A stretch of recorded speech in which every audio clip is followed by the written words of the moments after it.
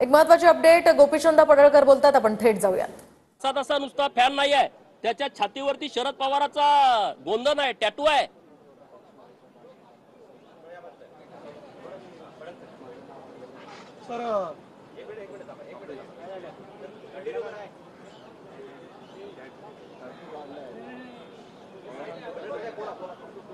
म्हणजे हे घाणेरडं काम किती सुरू आहे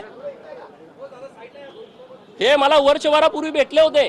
पिंपरी चिंचवडला मी कार्यक्रमाला गेलतो, यांची माझ्या अगोदर ओळख पण नव्हती, परंतु हे माझ्याकडे आले की तुम्हाला धोका आहे, तुमच्या विरोधामध्ये रोहित पवार मोठं षडयंत्र रचतोय, सुप्रिया सुळे षडयंत्र रचतायत, गाडी फोडणारा माणूस फोडणारा त्याच्याही छातीवरती टॅटू आहे आणि ह्यांचं प्लान धनगराची माणसं पुढे करा, म्हणजे गोपीचंद पडळकरला धनगराचा विरोध आहे।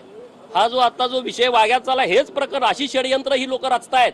आणि म्हणून राज्याचे मुख्यमंत्री माननीय देवाभाऊंच्याकडे माझी विनंती आहे की या महादेव देवकातेंच्या बरोबर यांचं स्टेटमेंट घेऊन रोहित पवाराला, माझ्या गाडीवरती जो हल्ला झाला 2021 ला, त्या हल्ल्याचा, त्या घटनेचा फेर तपास करून रोहित पवाराला त्या घटनेमध्ये आरोपी केला पाहिजे।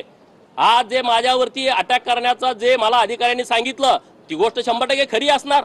अशी जवळची मुलं ज्यांना तुम्ही पुढं करताय, ज्यांना तुम्ही गोपीचंदवरती अटॅक करा, त्याच्यावरती व्हिडिओ करा, त्याच्यावरती पोस्ट टाका।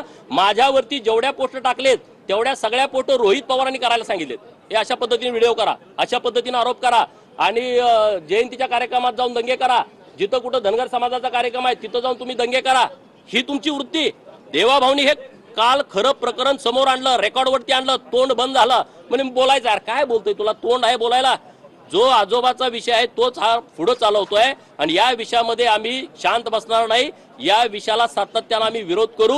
म्हणून सरकारकडे 2 मागण्या आहेत। सातारच्या प्रकरणामध्ये या दोघांना सहआरोपी करा, तिघांना सहआरोपी करा, त्यांच्यावरती गुन्हा दाखल करा आणि सोलापूरमध्ये माझ्या गाडीवरती जो हल्ला झाला त्या हल्ल्याचा नीटपणे तपास करा, याचं स्टेटमेंट घ्या आणि रोहित पवाराला त्या गुन्ह्यामध्ये सहआरोपी करा। कारण महाविकास आघाडीचं सरकार होतं, त्यांनी त्यांना पाहिजे तसा तपास त्या